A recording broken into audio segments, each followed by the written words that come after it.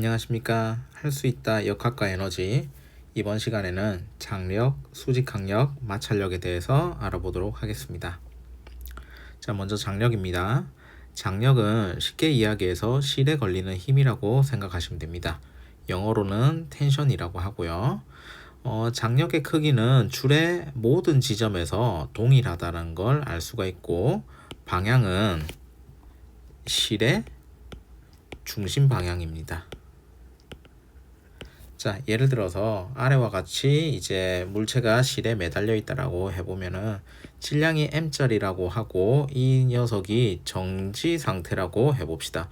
자, 그러면은 정지 상태이기 때문에 얘는 뉴턴의 운동 제1법칙을 만족하기 때문에 R자임은 시그마 F라고 하겠습니다. 합력의 크기가 0입니다. 자, 그러면은 요 물체에 작용하는 힘들을 다 표현해 보겠습니다. 자, 그 힘을 표현하는 것들을 이제 free body diagram, 자유 물체 도라고 합니다. 자, 그래서 물체한테 작용하는 힘을 이렇게 나타내 보면은 아랫 방향으로 중력 mg, 즉 무게가 작용할 거고요. 자, 그런데 이 물체는 지금 정지하고 있으니까 시그마 F는 0을 만족할 겁니다. 그러면은 위쪽으로 뭔가가 힘이 작용하고 있다는 건데 하필이면은 실이 이제 달려져 있기 때문에 이 힘은 텐션이라는 걸 알 수가 있습니다. 자, 그러면은 요 중력의 크기랑 텐션의 크기가 이제 합을 합치면은 0이라고 하면은 요 텐션의 크기는 당연히 이제 이렇게 되겠죠.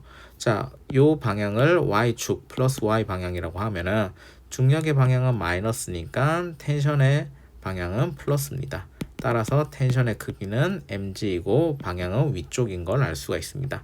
그래서 텐션은 mg가 되는데, 자, 여기서 특징은 장력의 크기는 실의 모든 지점에서 일정하다라는 겁니다. 자, 그러면은 이제 텐션의 특징을 보면요. 모든 지점에서의 텐션의 크기는 mg로서 동일합니다. 자, 그 다음에 텐션의 방향은 실의 중심 방향이기 때문에 이런 방향으로 작용을 합니다. 그래서 이 물체를 기준으로 해가지고 이 물체가 정지하려고 하면은 시그마 F가 0이어야 되고 텐션은 위쪽 방향으로 이제 작용을 할 겁니다. 그걸 알 수가 있고요. 자, 다음으로는 이제 수직항력을 알아보도록 하겠습니다. 수직항력은 이렇게 면에 접하고 있는 이제 물체가 있는데 이 물체가 이 면을 누르게 되면은 거기에 대한 그 반작용력으로 인해 가지고 요 표면이 위쪽으로 무언가 힘을 작용할 겁니다. 근데 힘을 작용할 때 항상 요 면에 대해서 수직한 방향으로 힘을 작용을 할 겁니다. 그래서 저항하는 힘인데 어느 방향이냐면 수직이기 때문에 수직항력이라고 이야기를 하는 겁니다. 그래서 수직항력이라는 거는 이제 이제 수직하다라는 거를 이제 강조하기 위해서 노멀은 그 영어에서 한자말로 수직하다라는 거 90도라는 뜻입니다. 그래서 수직항력은 노멀 포스라고 합니다. 자, 그래서 이렇게 평평한 바닥에 질량이 m짜리인 물체가 있으면은 요거는 바닥을 아래쪽으로 mg만큼의 힘으로 자 이제 누를 겁니다. 요 녀석이 무게 또는 중력이라고도 하죠. 자, 그러면은 요 상태에서도 물체가 정지해 있기 때문에 정지한 상태에서는 시그마 F가 0을 만족합니다.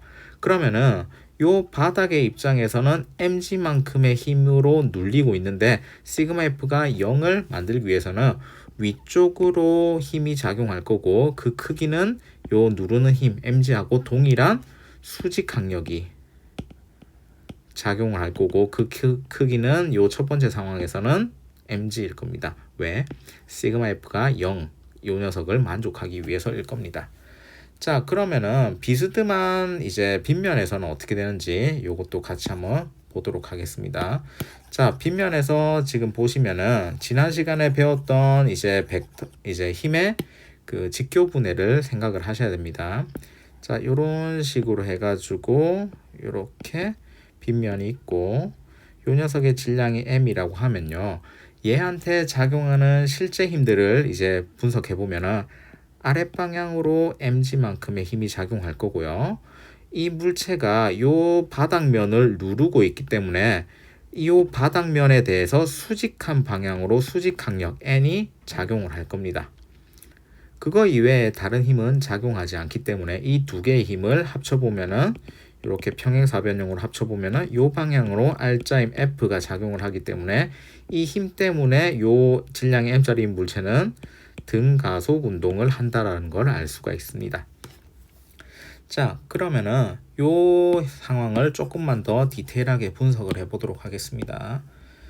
자, 요렇게 돼 있고 요각이 시타라고 하고 요게 질량이 m짜리가 있으면은 아랫방향으로 mg만큼의 이제 중력을 받는데 요렇게 실제로 운동하는 거는 요 방향인데 중력 방향은 요 방향이니까 좀 뭔가 축이 틀어져 있다는 걸 알 수가 있습니다.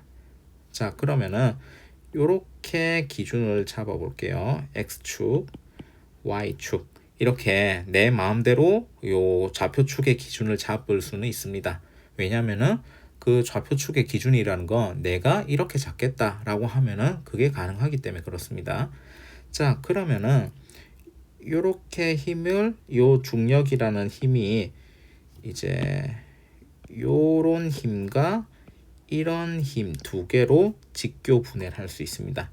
직교 분해할 수 있는데 그러면 각도 관계를 좀 봐야 됩니다. 요 각이 이제 시타라고 하면은 지금 확대해서 보면은 지금 보시면은 여기 있는 아랫면과 수평한 요런 면을 이렇게 그어주는 겁니다. 자, 그어주고요. 요 파란 색깔을 조금만 더 확장을 하면은 요 선과 요 선이 수평하다라는 걸 알 수가 있습니다. 그러면은 요각 여기에 나와 잠시만요. 여기에 나와 있는 각이 시타인 걸 알 수가 있는데 여기에 요 두 개 여기가 90도이기 때문에 여기에 있는 각이 이제 90도 마이너스 시타인 걸 알 수가 있고 그 다음에 여기에 있는 요각과 요각이 90도이니까 이 각이 시타인 걸 알 수가 있습니다. 자, 그래서 결론적으로 얘기하면요. 지금 그림을 다시 그려보면은 이렇습니다. 빗면에서 이렇게 있을 때 질량이 m짜리가 있으면은 요 방향으로 mg가 있으면 요 힘을 이렇게 직교 분해를 할 수 있습니다. 왜 그러냐? x축, y축 이런 식으로 지금 내가 인위적으로 좌표축 기준을 잡았기 때문에 그렇습니다. 그리고 요각이 시타라면은 결론적으로 요각이 시타가 되는 겁니다. 자, 그러면은 요 mg라는 성분을 요 빨간 색깔 축에 의해 가지고 힘을 분해할 수 있는데 여기에 있는 요 세로의 길이는 mg 코사인 시타가 될 거고요. 여기에 있는 가로의 길이는 mg 사인 시타가 될 겁니다. 따라서 요 상황에서의 수직 강력 N은 mg 코사인 시타라고 이야기할 수가 있습니다. 자, 넘어가서요. 중요한 마찰력에 대한 내용입니다. 자, 마찰력은 두 물체가 이제 맞닿아서 미끄러져 움직일 때 이때 방해하는 힘을 마찰력이라고 합니다. 자, 그러면 방향은 당연히 움직이는 방향과 반대 방향이라고 할 수 있습니다. 운동을 방해하니까요. 자, 그런데 종류는 두 가지가 있습니다. 정지 마찰력이 있고 운동 마찰력이 있습니다. 자, 여기서 잘 봐야 될 게 정지 마찰력이라는 거를 좀 잘 보셔야 됩니다. 자, 정지 마찰력은 정지하고 있는 물체에 작용하고 있는 마찰력이라는 겁니다. 자, 예를 들어서요. 이렇게 물체가 있는데 내가 1N의 힘으로 이렇게 뒤에서 밀었는데 얘가 꿈쩍하지 않아요. 그 다음에 2N의 힘을 가해줬는데도 여전히 꿈쩍하지 않아요. 3N, 4N 했는데도 꿈쩍하지 않는데 9N이 됐을 때도 꿈쩍하지 않았어요. 이런 상황에서 물체가 정지하고 있었는데 그러면은 요 9N의 힘을 가했을 때도 이 녀석은 여전히 정지하고 있습니다. 자, 그러면은 어떤 일이 벌어지는지 한번 볼게요. 자, 물체가 이렇게 있고 얘가 이렇게 있는데 내가 뒤에서 9N만큼으로 밀어줬습니다. 근데 얘는 여전히 정지하고 있어요. 그러면은 정지하고 있기 때문에 R자임이 0일 겁니다. 시그마 F가 0일 겁니다. 근데 내가 가해준 힘은 여전히 9N이에요. 오른쪽으로 했으니까 플러스라고 해볼게요. 그런데 뭔가 힘이 작용해가지고 반대 방향으로 요 뭔가 힘이 작용하기 때문에 요 9N을 없애줘야 결론적으로 두 개의 힘을 합쳐서 0이 될 겁니다. 그러면 요 힘은 마이너스 9N이 될 거고 요 마이너스 9N을 해주는 정체가 뭐냐면은 정지 마찰력이 되는 겁니다. 자, 그래서 정지 마찰력의 크기는 중요한 게 외력의 크기와 동일하게 작용한다라는 겁니다. 그리고 방향은 반대.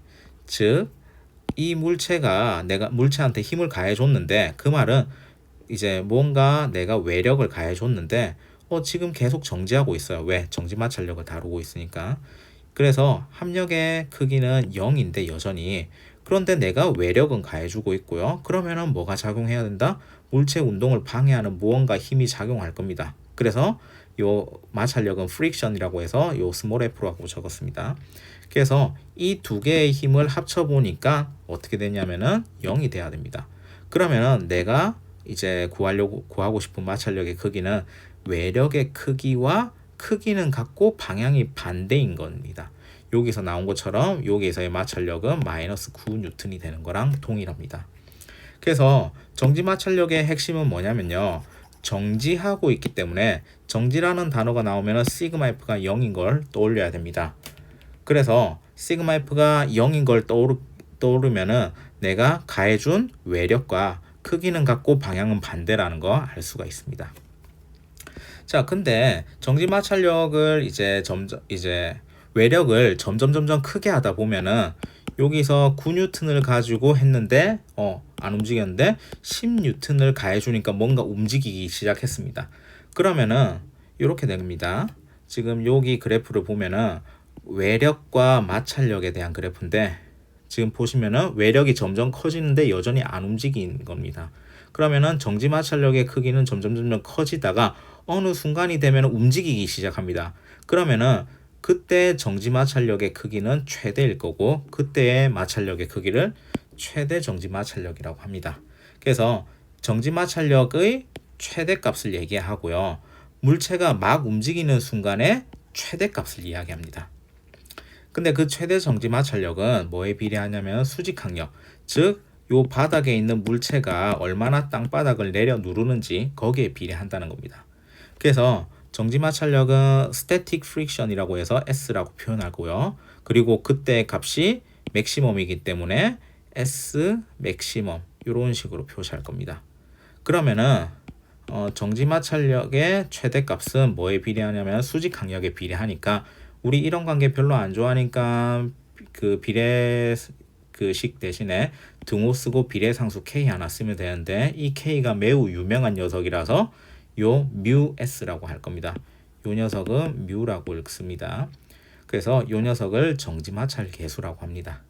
그래서 결론적으로 최대 정지마찰력은 정지마찰력의 최대값이고요. 그 값은 수직항력에 비례할 겁니다.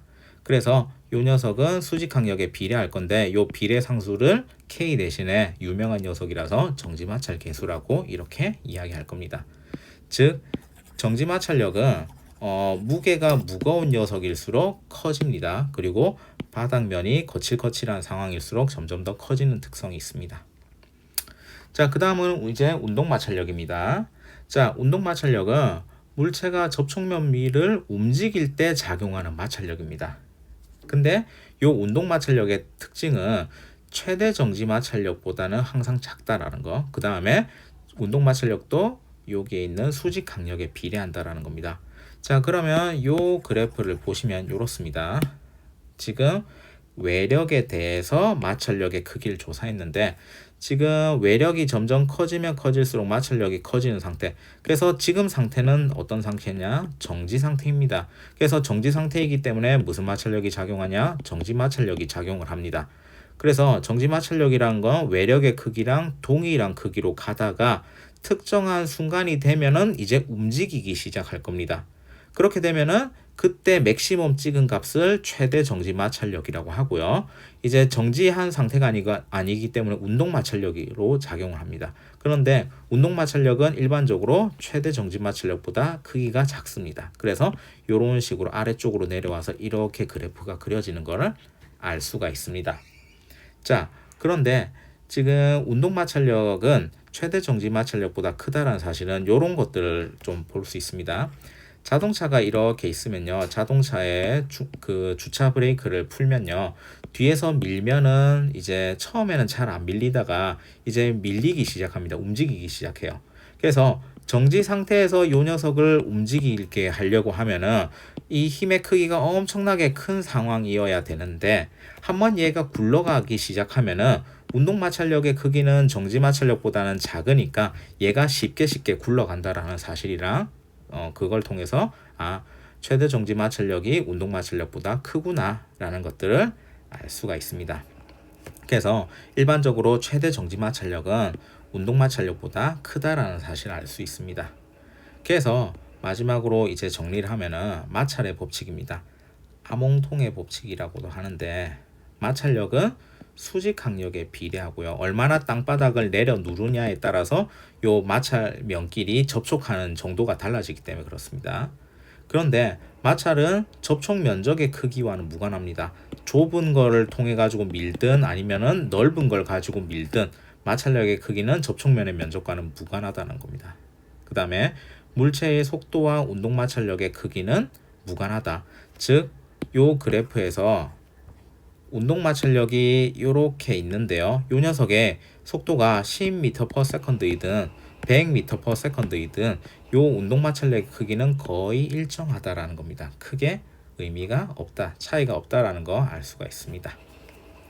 자, 그 다음에 이 녀석이 고전적으로 좀 중요한 실험입니다. 마찰각의 측정입니다. 자, 여기서 마찬가지로 어떤 상황이냐면요, 물체가 미끄러지기 시작하기 전의 최대 각도로 정지 마찰력을 측정한다는 겁니다. 그래서 이 상황은 뭘 측정하냐, 최대 정지 마찰력을 측정한다라는 겁니다. 자, 그러면은 이 상황에서 지금 빗면에서 이제 아까 전에 수직 강력의 크기는 mg 코사인 시타라고 있습니다. 그러면 이 상황에서 최대 정지 마찰력 fs 맥시멈은 이렇게 되겠죠. μs 곱하기 수직 강력인데, 이 녀석이 μs에다가 mg 코사인 시타일 겁니다. 요게 마찰력의 최대 정지 마찰력일 겁니다. 그런데 이 녀석이 그럼 이렇게 해가지고 fs max 이런 식으로 표현이 될 겁니다. 그런데 여기서 보면은 아래 방향으로 이제 작용하려는 중력과 수직 강력의 합, 그 녀석이 mg sin 시타일 겁니다. 그래서 내려가려는 힘의 크기는 mg sin 시타가 될 겁니다. 이 두 개의 크기가 같기 때문에 지금 정지에 있고요. 정지에서 움직이는 순간을 측정했기 때문에 최대 정지 마찰력을 측정할 수가 있다라는 겁니다. 그래서 이 두 개의 값이 같다라는 겁니다. 그러면은 결론적으로 μs에다가 mg 코사인 시타 값이 mg 사인 시타 값이랑 같고요. 그러면 mg 다 날아갈 거고, 그럼 우리가 알고 싶은 거는 요 최대 정지 마찰력 개수, 마찰 개수 μs를 알고 싶은데, μs는 코사인 시타 분의 사인 시타이고 요거는 탄젠트 시타라고 배웠을 겁니다. 즉, 요 최대 정지 마찰 개수를 구하기 위해서는 요 빗면의 각도만 측정해서 탄젠트 값만 이제 씌워주면은 요 μs 값을 구할 수가 있다. 그래서 요게 고전적으로 마찰 개수를 측정하는데 중요한 실험입니다. 자, 이상으로 수직 강력과 이제 마찰력에 대해서 알아봤습니다. 수고하셨습니다.